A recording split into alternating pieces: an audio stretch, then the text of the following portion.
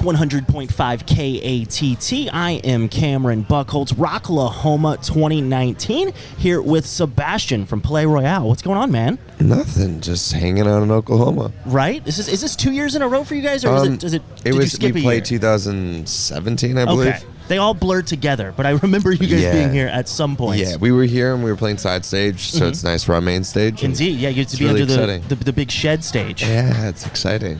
It's cool to actually see the growth of a band when you're in it, because you don't really see it when it's day by day, and when you see it on a billing on a festival you've been to before. And I remember we were the last name on that festival, the second to last, and now to see we're below the headliner stuff. It's really nice. It's really cool. Your font just gets a little bigger and bigger every year. It's funny. It's like you went up from a nice 10-point font to 14. Now you're doing something with your life. But then it might be disappointing if just randomly you're lower, and it's like, but last time we were what? No, right? Can't allow that to happen. Right? Yeah, exactly. But how's the fest treating you so far? It's been good. We got here early. We finally have a responsible bus driver. Nice. Got us here on time. Was able to get catering, and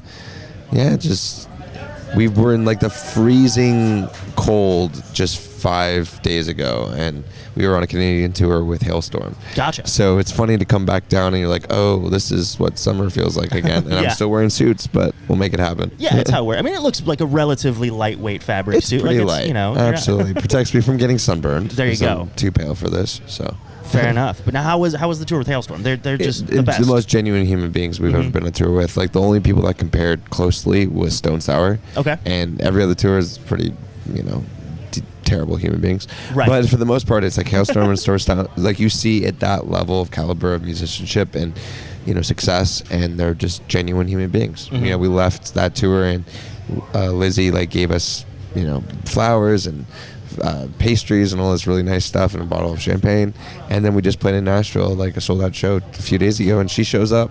Nice. And just to support. It's they don't need to do that, but they choose to. It's really exciting to see that there's still genuine human beings left in the music business. I feel like a lot of people always like to use the term family when it comes to things like that, but I think it's really true with Hailstorm. Absolutely. And I think it's because they're brother and sister that started it, and Joe and all of them were a part of it for so long. And it kind of resonates with us because us being three brothers, it's nice to see a family doing something because you're ride or die the whole time, so. Absolutely. And you guys were just in St. Louis last night. Yeah, yep. And so are you doing a whole bunch of these festivals this month? We are. So we did Sonic Temple and Point Fest, and I think we did another one. But it was America, probably 4 or 5 festivals for this tour run, and then we're leaving in a week to go do Download and Pink Pop and Isla Wright and all these ridiculous festivals. I remember growing up watching on YouTube, watching a band Kasabian or Coldplay or someone that you never know that magnitude. We're playing 3 hours before Fleetwood Mac and P-Pop, and it's when you get to that point, it's there's a lot of amazing artists that play all these festivals in America, but when you go over to Europe and you're billed with that, you're just what is happening with my life? It's so exciting, playing a show with Caged Elephant and Garbage, and it's oh my God, this is the coolest thing. So. And now, have you done much over in Europe? It's funny. We've only done 2 tours in Europe, and our smallest show in Europe now has been 1,800 people. Okay. It's it blew up so quickly. We're we're going back to London. We're doing 4,000 people on our next headliner, and we've played Los Angeles 15 times, and now we just got to 1,200 people. You know what I mean? So it's so funny how the rest of the world gravitate. I think because they look at America and they're like, oh my God, you're touring New York City and Los Angeles, you must be a massive band, so maybe that helps. But it's just they eat up music so much more, and the only close thing I get to it in America is festivals, that people are genuine music fans and love everything about it. And you play shows and our crowds are crazy, so I'm very fortunate, but I've definitely seen some dead crowds over the years when we've opened for people, and it's you pay money to go see a festival, enjoy yourself, what's the last thing you're gonna do? If you don't like anything, then just go get another beer, Right, exactly. Or just go to a different stage. Exactly. And that's what the beauty of it is. You have 20 bands playing, 30 bands playing over the course of a weekend, sometimes 50, and it's just enjoy it. You're gonna find something new. You're gonna find something that's old, and have a great time.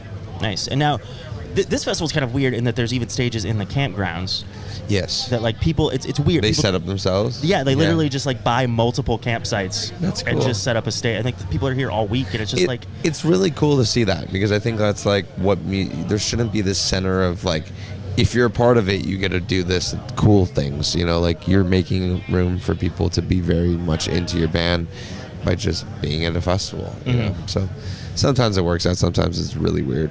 right. Well, now we were talking about the heat here and coming from the cold. There's been a lot of weird weather all weekend. I woke up this morning, I'm like, it's going to be canceled. Right. Like, you know, but now it's just super gray, cloudy skies. That's about it. It's a pretty decent day. It's super muddy out there, I'm sure. Yeah. But is there anything that sticks out in your head of like a time that you've played during crazy weather, or if you had to take? Yeah, actually, we played in Dallas. We were on an opening slot playing with our friends and this band called Crown the Empire. Like super skewed away from where we are musically, but we love them, and it was a great tour for us to do. And it was so funny. We were playing in Dallas, and it was their hometown show. The venue that they chose was a decent-sized room, like 700, 800 people, but it was a shed. No joke. No AC. It was July. Okay. It was outdoors was 108, so indoors with that many people, probably 130, 125. Jeez. And I walked on stage wearing underwear, my boots, and like a cheetah blouse, and everyone's like, what are you doing? And I'm like, you know, I gotta do what I gotta do. Yeah, it's probably 130 degrees in here. Like and I'm running around too much to like wear pants. So. Right. Well, awesome, man. Well, I appreciate the time, and hopefully Thank we'll be able to you get very over much. and escape this booth to get you guys out on the main stage in a Yeah, little absolutely. bit. Should be good. But yeah, thanks a lot, man. Thank you very much.